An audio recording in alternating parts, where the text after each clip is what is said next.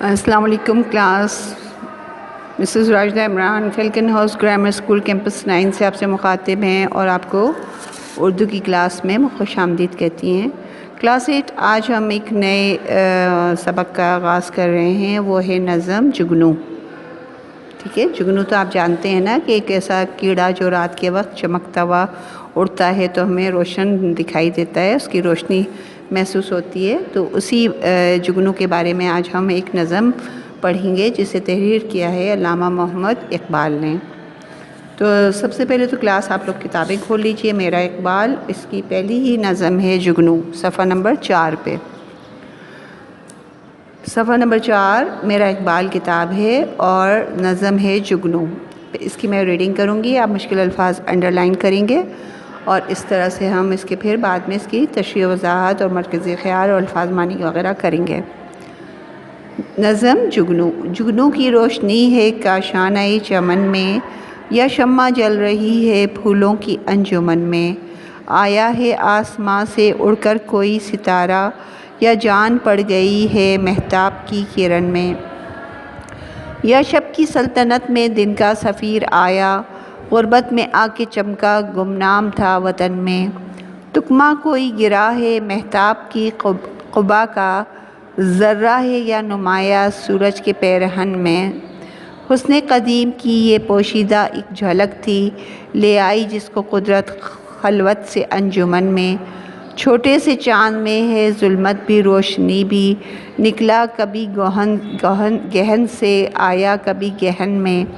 پروانہ ایک پتنگا، جگنو بھی ایک پتنگا، وہ روشنی کا طالب یہ روشنی سراپا.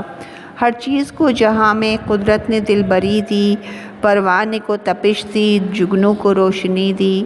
رنگین نواں بنایا مرغان بے زباں کو، گل کو زباں دے کر تعلیم خاموشی دی. نظارے شفق کی خوبی زوال میں تھی، چمکا کے اس پری کو تھوڑی سی زندگی دی. رنگی کیا سحر کو باقی دلہن کی صورت، پنہا کے لال جوڑا شبنم کی آرسی دی. سایہ دیا شجر کو پرواز دی ہوا کو، پانی کو دی روانی موجوں کو بے کلی دی. یہ امتیاز لیکن ایک بات ہے ہماری، جگنو کا دن وہی ہے جو رات ہے ہماری. جی کلاس 8 یہ تو ہو گئی نظم کی بلند خوانی. آپ بھی اس کو ریڈنگ کریں گے اور اس کی خوش خطی بھی کریں گے اپنی کاپی میں. اب آ جائیے اس کی مشکل الفاظ کی طرف جو کہ آپ نے کاپی میں کتاب میں انڈر لائن کیے ہوں گے. پہلا مشکل لفظ جو کہ بورڈ پہ لکھے ہیں میں نے الفاظ ان میں دیکھیے. پہلا لفظ ہے کاشانہ. کاشانہ کا مطلب گھر. چمن کہتے ہیں باغ کو. انجمن کا مطلب محفل. مہتاب چاند. تکمہ کا مطلب ٹکڑا. قبا لباس کو کہتے ہیں. بے کلی بے چینی. خلوت تنہائی. سفیر نمائندہ. مرغان کا مطلب ہے پرندے. دلبری کا مطلب دل کو بھا جانا. گہن دھبے کو کہتے ہیں. سراپا سر سے پاؤں تک. شفق طلوع اور غروب آفتاب کے وقت آسمان پہ جو سرخی ہوتی ہے اسے شفق کہتے ہیں.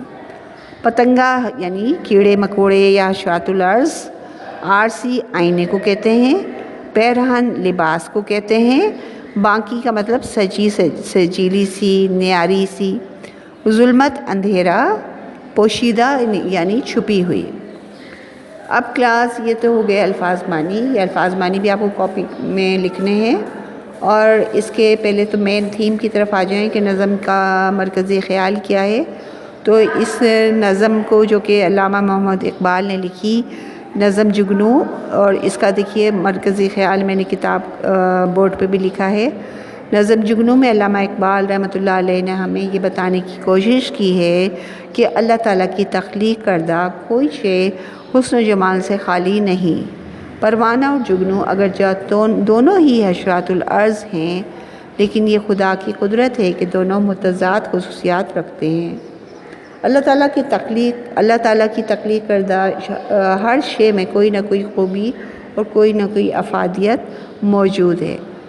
یعنی شاعر کا کہنا یہ ہے کہ ہمارے ارد گرد بہت ساری چیزیں ایسی ہیں جو کہ دیکھنے میں بہت معمولی ہوتی ہیں اور ہم ان کو کسی خاطر میں نہیں لاتے، لیکن ان کی کوئی نہ کوئی افادیت اور کوئی نہ کوئی اہمیت ضرور ہوتی ہے۔ اللہ تعالیٰ نے اس دنیا میں، اس کارخانہ حیات میں کوئی چیز، کوئی بھی شے، کوئی بھی چیز جو ہے بے مقصد اور بے فائدہ پیدا نہیں کی، ٹھیک ہے۔ اللہ پاک نے ہر شے میں کوئی نہ کوئی فائدہ، کوئی نہ خوبی، کوئی نہ کوئی ہمارے لیے سبق، کوئی نہ کوئی ہمارے لیے مصلحت ضرور رکھی ہے اس چیز کی۔ تو صرف دیکھنا اور سمجھنے کی چیز ہے کہ اگر ہم سوچیں اور تفکر کریں کائنات پر اور کائنات کی اللہ تعالیٰ کی تخلیقات پر اگر ہم غور کریں تو ہمیں ہر شے میں کوئی نہ کوئی مصلحت، کوئی نہ کوئی اس میں افادیت اور فائدہ عوام الناس کا نظر آتا ہے۔ یہی چیز اس میں نظم جگنو میں بیان کی ہے شاعر نے۔ اور کلاس آپ کو یہ مرکزی خیال بھی جو ہے وہ اپنی کاپی میں تحریر کرنا ہے، اور باقی رہ گیا اس کی تشریحات اور کچھ مشقی سوالات، یہ ہم انشاءاللہ اگلی کلاس میں آپ کو اس کے 2 بند بنتے ہیں، 2 بند ہیں اس کے، ایک ایک کر کے ہم دونوں بندوں کی تشریحات آپ کو کروائیں گے اور اس کے بعد اس کے مشقی سوالات بھی آپ کو کروائیں گے، ٹھیک ہے۔ تو آج کے لیے آپ کے لیے اتنا ہی کام ہے کہ آپ نے اس کی خوش خطی کرنی ہے، اس کا الفاظ معنی لکھنے ہیں اور مرکز خیال بھی لکھنا ہے، نیز اس کو سمجھ کے پڑھنا ہے تاکہ آپ کو تشریح کرتے ہوئے مشکل پیش نہ آئے، ٹھیک ہے۔ امید کرتی ہوں کہ آپ کو اس کے الفاظ معنی، اس کی بلند خوانی اور اس کا مرکز خیال سمجھ میں آ گیا ہوگا۔ اب انشاءاللہ اگلی کلاس میں ہم اس کی تشریحات کی طرف جائیں گے۔ تب تک کے لیے مسز راجدہ عمران کو اجازت دیجیے۔ اللہ حافظ۔